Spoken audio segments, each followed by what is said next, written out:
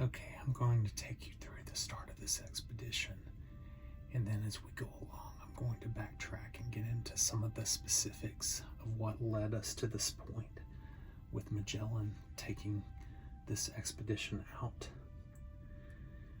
So the expedition left out of Spain, and like pretty much every expedition from Spain before it, it stopped at the Canary Islands with the intent of sailing towards South America.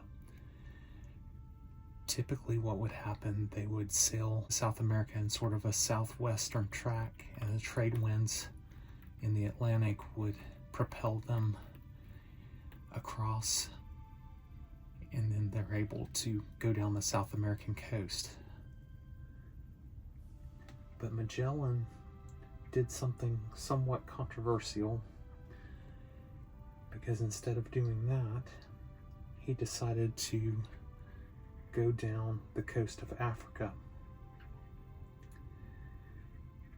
And as he was doing this, his second in command, one day Cartagena, immediately began questioning this. Some believe that Magellan perhaps was gaslighting Cartagena to prove to him that Magellan was actually the man in charge. And so they were sailing in south towards the equator. The thought most people think is that perhaps Magellan thought he could find a better track or a better route across to South America than the one that they would typically take. The decision, though, was disastrous, because it took them a full 2 months to make it to the equator before finally they crossed over to South America. Of course, this angered Cartagena, who was already murmuring against Magellan and planning mutiny. For his part, Magellan became insulted, not only because of this mutinous behavior, but also because Cartagena continued to refer to Magellan as captain instead of Captain General. So Magellan had Cartagena placed in chains and put down below in the brig. Slate onto history. ASMR. So while we have the expedition stopped, I want to get into a little bit about how we got here to where we needed this route to the Far East by sailing west. And of course, we're all familiar with the specifics on Columbus and how he was trying to get to India.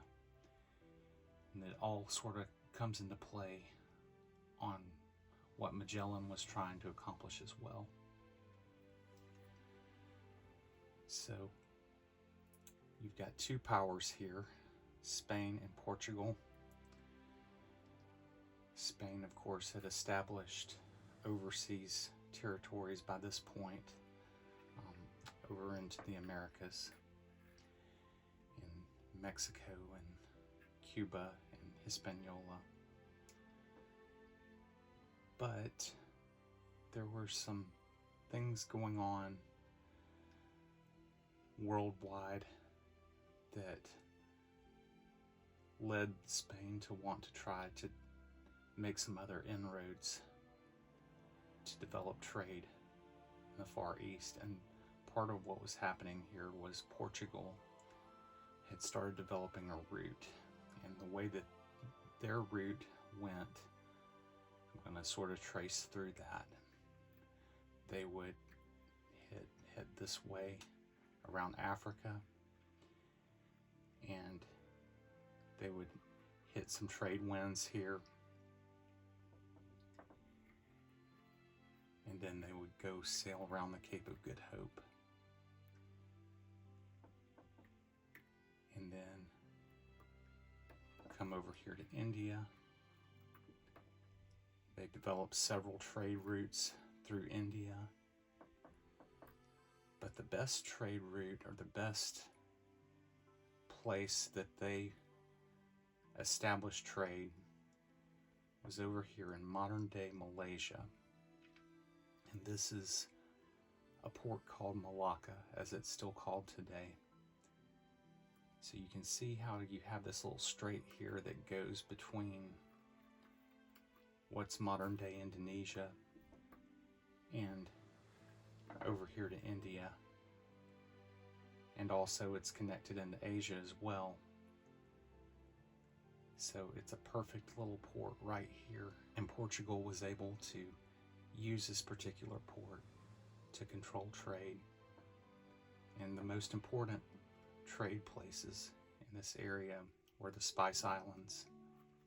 Because of the European demand for spices such as cloves, the demand was huge, and they were able to exploit that trade. So previously, all of this trade was done after the time of Marco Polo.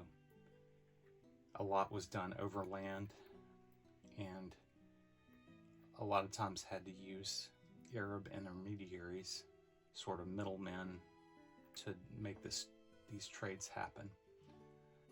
Portugal's goal all along with this was to become self-reliant in trade and not have to depend on the middlemen. And Spain, seeing Portugal start to develop this route, wanted to get into the action as well. So they had done several things up to this time to try to make that happen. Of course, one of the things was trying to find a route through Central America somewhere. And really the best thing they had found up to this time was Panama, because you had the little isthmus here, which of course is now a canal, but they had an isthmus that was easy to cross. So if you happen to have a ship that you built on one side, you'd have an easy overland route. The problem with this, though, was everything was jungle through here, so it was very, very difficult for them to build roads through these jungles. And then they made several attempts to explore the Brazilian coast, and this would be both Spain and Portugal that had done this as well several times up until the point of Magellan's expedition. They had tried this. Other people, and I mentioned this in a previous video when we talked about John Cabot, they had been looking for northwest passages as well. And of course, none of those ever came up as anything, because it was much more land up here than anywhere else. So all of these attempts to try to sail to the Indies had failed. And so that's kind of how we got to this point. The other problem that I want to mention about this route here that Portugal had been using, which cut through the Indian Ocean, this is very important. Part of the problem with this is there were monsoons and typhoons that were fairly unpredictable through these areas. It was very hard to navigate, and so that was another issue.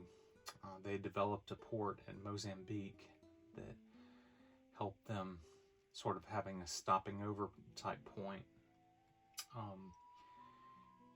But anyway, Vasco da Gama in 1511 was the first person to sail around this Cape of Good Hope all the way to the Far East, and some others had actually made it to the Cape of Good Hope but had turned back. But Vasco da Gama was the first Portuguese to do so and helped establish this particular route.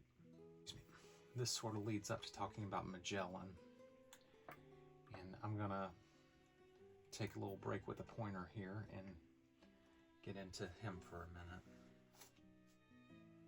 He was a native of Oporto. Magellan, after the death of his parents, became a page boy for King Manuel in Portugal.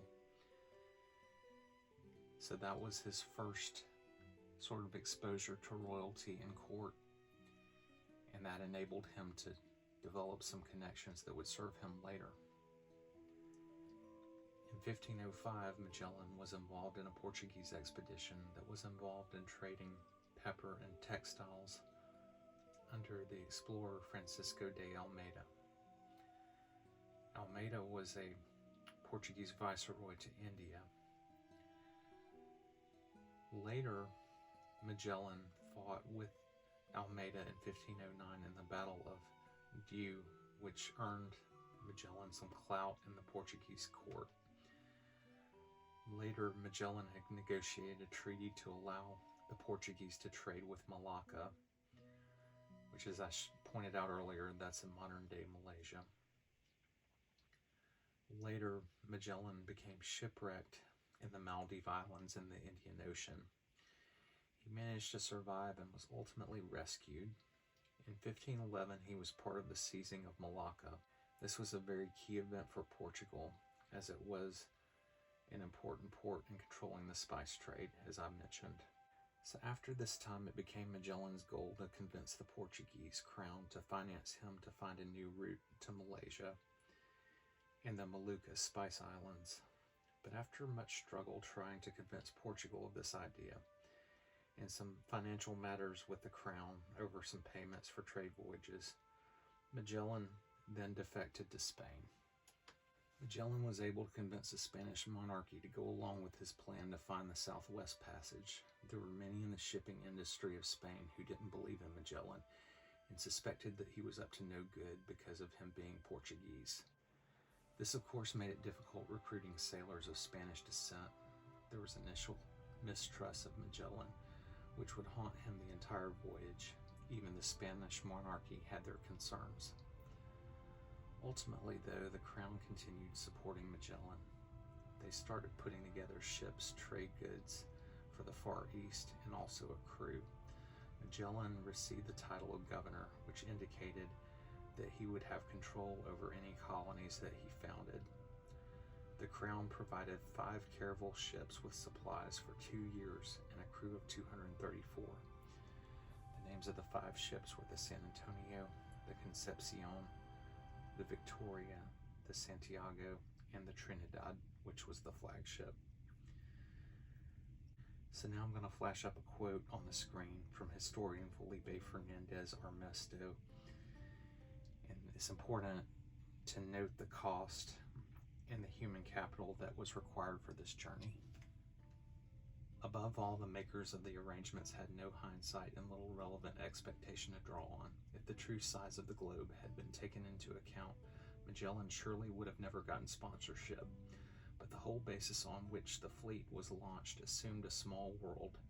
If the weather had been anticipated, or the dissensions that racked and rent the expedition foreknown, or the insufficiency of the supplies foretold, or the hostility of native hosts predicted, or the threat of scurvy taken adequately into account, experts at the Spanish court would have been unwilling to send 1 ship, let alone 5.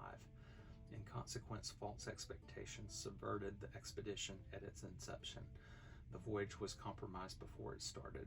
Felipe Fernandez-Armesto.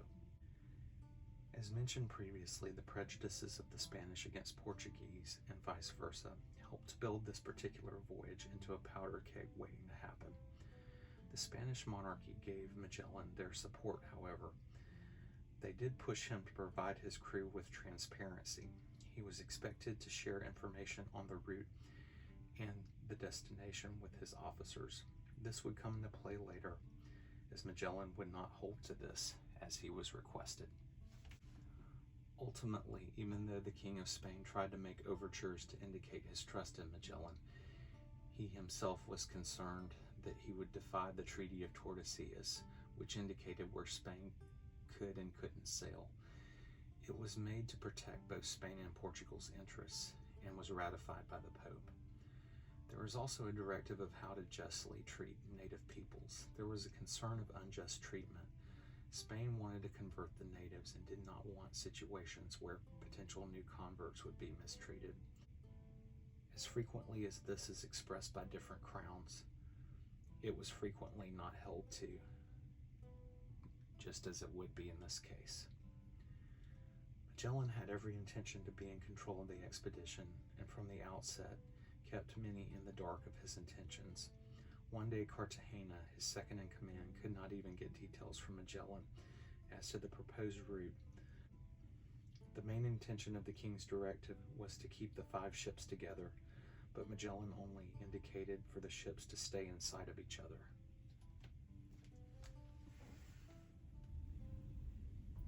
By the time the fleet arrived on the Brazilian coast, 3 months' worth of rations had already been consumed. The trip should have only taken half that time. They arrived at Cabo Santo Agostinho. The natives there had previously interacted with Portuguese and French loggers. It was the Tupi tribe. The expedition was able to trade fish hooks and knives for food at this point. The next stop was further south at Guanabara on the river Rio de Janeiro. They spent 2 weeks there and slowly headed down the coast in hopes that they would find a river that would be a southwest passage. They thought that they may have found such at Cabo de Santa Maria, which is down this way. But the shallowness of the river ruled it out finally. By February 1520,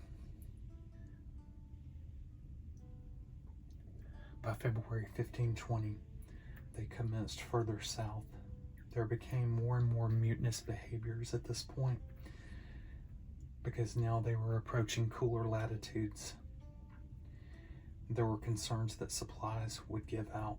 There became a plan that began to be hatched between the former second in command, Cartagena, and 2 others. And this was a mutiny that had started. The other 2 conspirators were Gaspar de Quesada, who was the captain of the Concepcion, and Juan Sebastian Elcano, who was the captain of the Victoria. At this point, Magellan had caught wind of the mutiny, and at this point they were in the Patagonia, Argentina area. Quesada and Cartagena received an invite for dinner with Magellan. This actually alarmed both men, who refused the invitation, which led to Magellan being more suspicious of them. One eyewitness indicated that Quesada, Cartagena, and 30 men seized and shackled everyone that they considered as allies of Magellan. On April 2nd, Cartagena seized command of the Concepcion. Quesada was commanding the San Antonio, and another mutineer, Luis Mendoza, commanded the Victoria. They demanded that Magellan respect the king's orders by sharing the route that he proposed to take, and that he not retaliate against any of the conspirators. Magellan, for his part, sent a messenger to Mendoza on the Victoria, but as Mendoza read it, the messenger then plunged a knife into Mendoza's neck. Magellan then was able to regain command of the Victoria.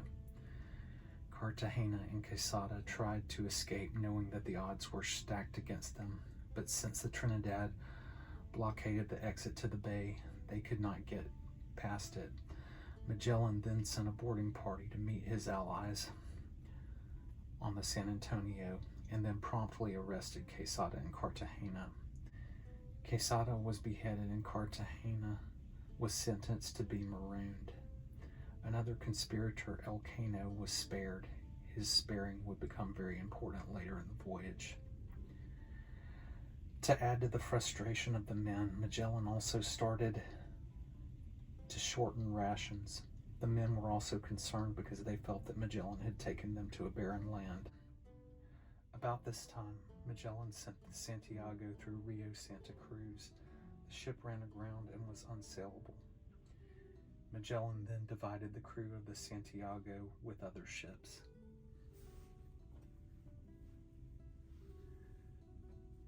this is where the ship started going towards the Straits that became known as the Straits of Magellan.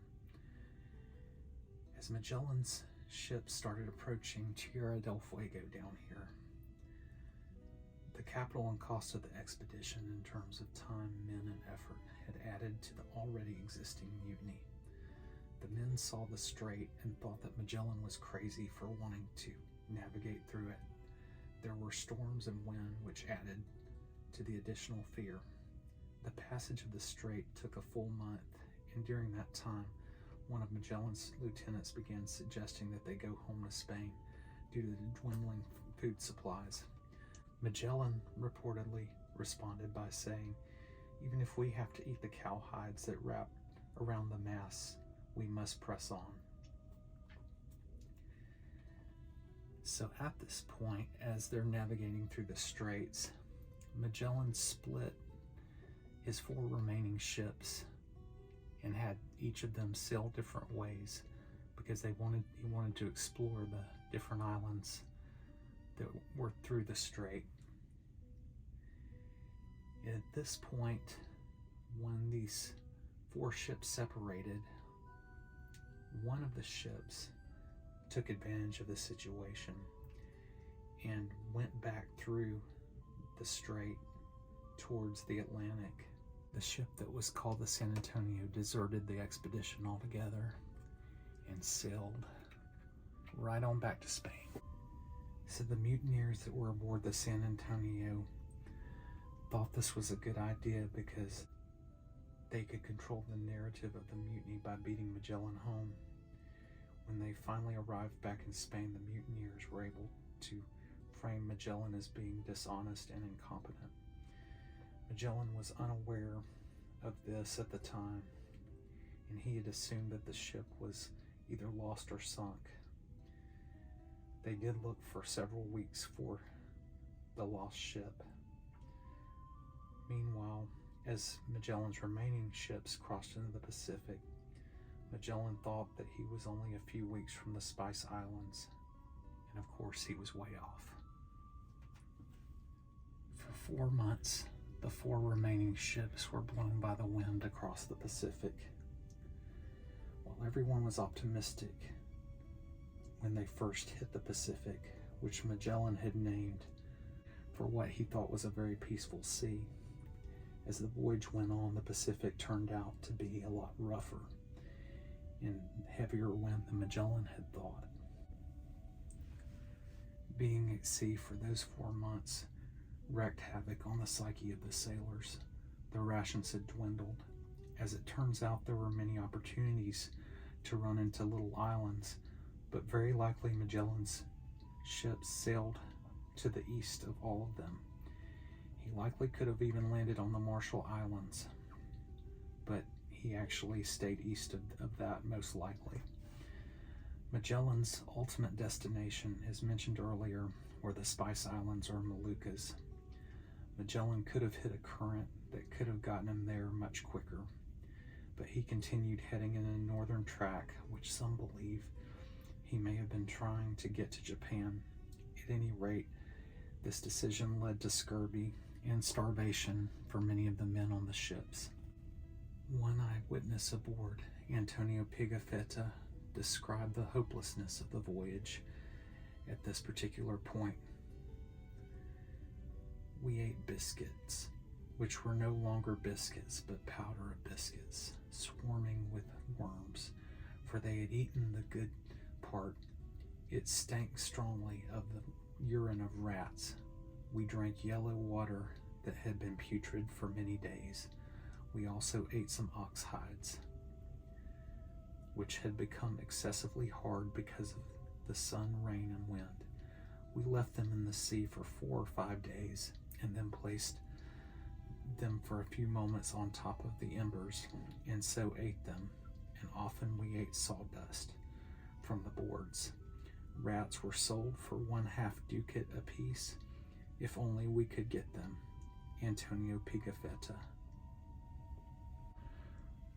On March 6th, 1521, the expedition finally spotted land. This was the island of Guam. Magellan decided to go there with the intention of obtaining food and water. Immediately, the natives there attempted to board the ships to steal their supplies. The behavior of the natives earned Guam the nickname Isle of Thieves, and it became named that for many years after.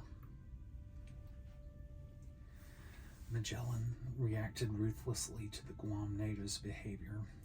He got together about 40 men for a raid on the natives, which are called Chamorros. The Spaniards overwhelmed the Chamorros based on advanced weaponry. Magellan set fire to the native villages. He seized food, and by March 9th, the expedition left Guam and headed southwest.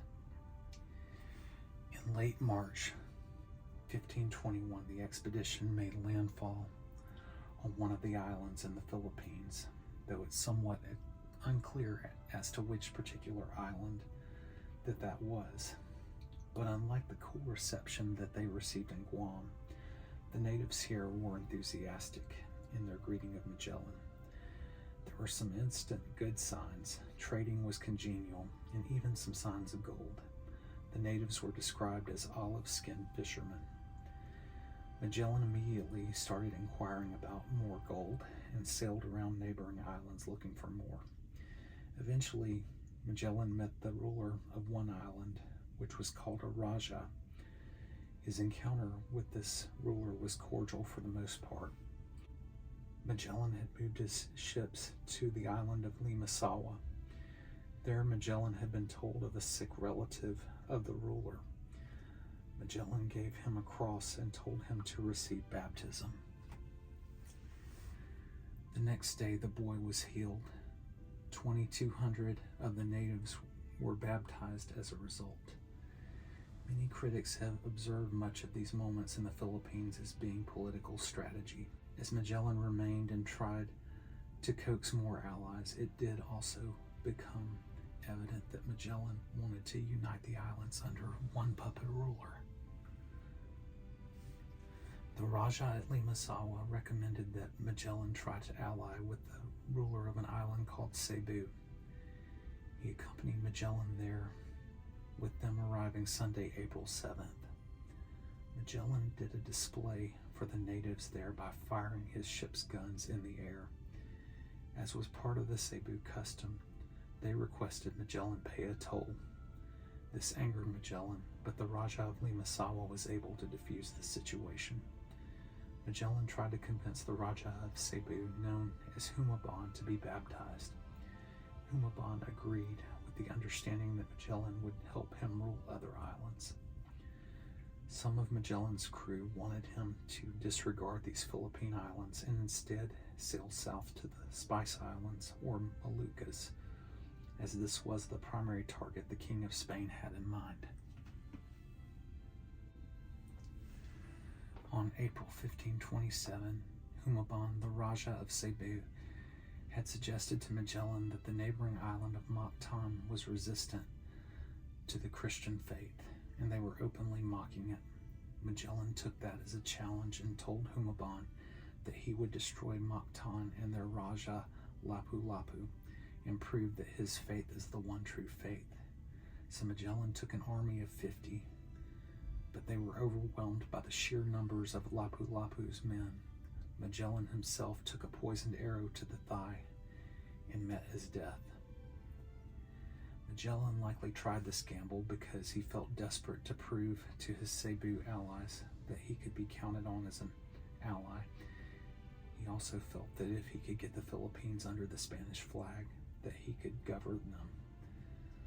Lapu-Lapu would be lauded among Philippine folklore as a hero for his stand against the Spanish. At this point, the expedition had to regroup. At this point, Humabon decided that the odds were against him and became allied with Lapu-Lapu and killed many of Magellan's officers. So the expedition was now in a transition state.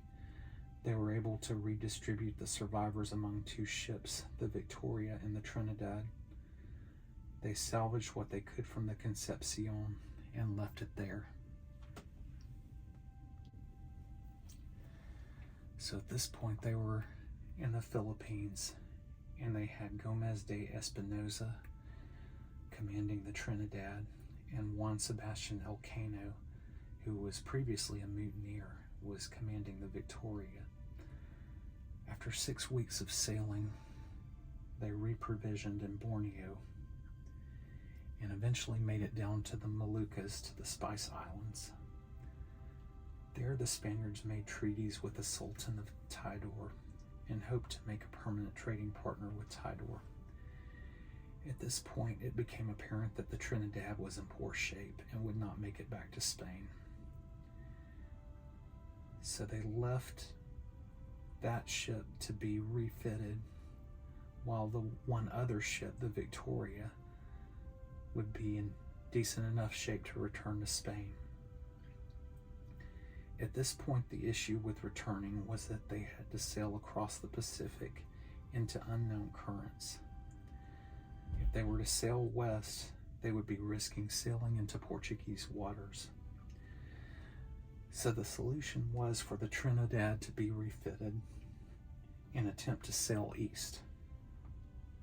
The Victoria would sail west and try to steer clear of Portuguese waters as best they could. The idea was that they would be able to divide the risk between the two ships. So now I'm going to talk about what happened to the Trinidad. So as it turned out, the Trinidad was not able to find a wind that was heading east at all. So it returned back here to Tidor. The Portuguese found the crew of the Trinidad and arrested them. Eventually, 4 survivors of the crew of the Trinidad would make it back to Spain. So now I'm going to talk about what happened to the Victoria. They left Tidor on December 21st, 1521. And they sailed on a southerly track as much as possible, and even very likely got close to Australia without getting there. About mid-May of 1522, they then rounded the Cape of Good Hope. At this point, they were in very poor shape. The ship was horribly leaking, and the crew was hungry. Eventually, they made it up here to the Cape Verde Islands, which are a Portuguese possession.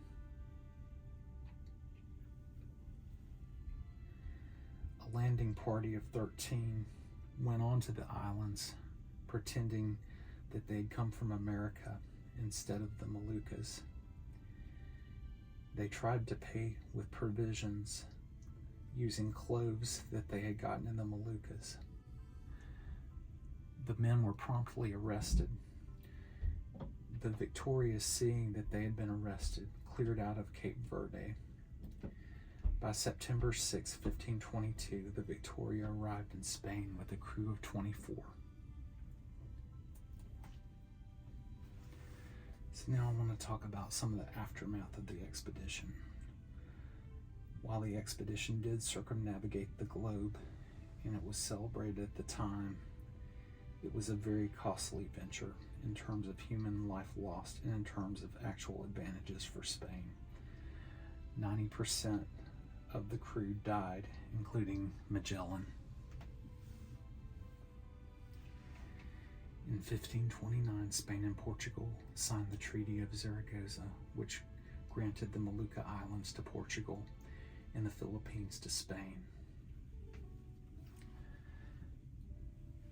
Ultimately, the route through the Straits of Magellan was not lucrative for Spain at all. And I'm going to show you real quick the route that they would typically take to the Philippines. So typically what Spain would do, they would sail to Mexico, to Veracruz, and the road between Veracruz and Acapulco would be traversed with any goods that were headed to the Philippines. And from Acapulco, they would hit trade winds and sail over to the Philippines. and vice versa. I appreciate your attention on this journey and hope that you will subscribe to my channel if you have not already. Thank you.